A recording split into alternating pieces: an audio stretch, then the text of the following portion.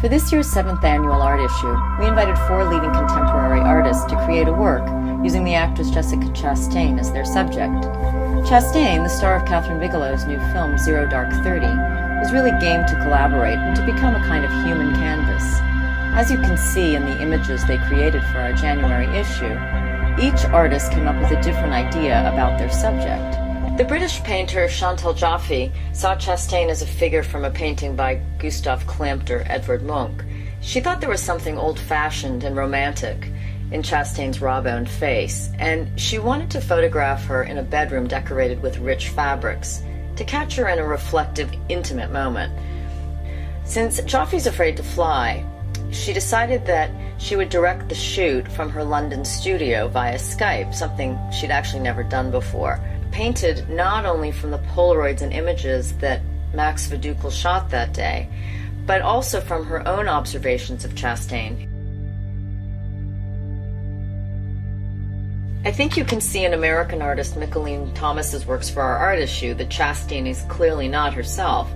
Thomas based her series on the character played by Michelle Pfeiffer in the 1983 film Scarface. Here, Chastain is channeling a drug pin's girlfriend. In a very different mood are the portraits by the Dutch artist Renneke Dijkstra, whose work was the focus of a major retrospective recently at the Guggenheim Museum in New York. Dijkstra seems to lock eyes with her subjects and dare them and the viewer to look away.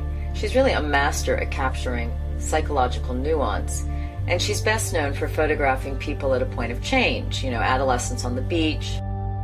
Dijkstra loved Chastain's red hair, porcelain skin, and blue eyes, and she wanted to photograph her against a nondescript background in neutral colors.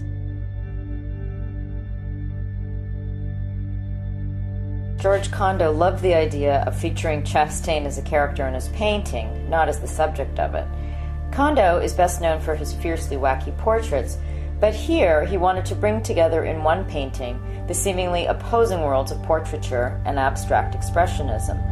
To make the works for this particular portfolio, he decided to paint a canvas with a dress taped to it, and then he removed the dress afterwards so it would leave an empty space.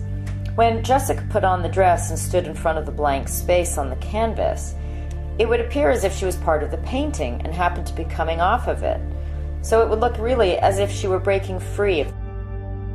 Condo had Jimi Hendrix playing on a record player the day we shot these images in his Manhattan studio, and when he saw Jessica standing in front of the canvas he'd painted, wearing the dress he'd painted, he realized that to make her blend with the other crazy characters on the canvas, he needed to paint a few more figures closer to her head, so it would look as if they were whispering into her ear. He also suggested painting her face, the better to make her blend in with these other loopy characters, and to create a kind of 3D animation. So while Chastain was having makeup applied to half her face, Condo suddenly thought a popped-out eye would be just the thing she needed.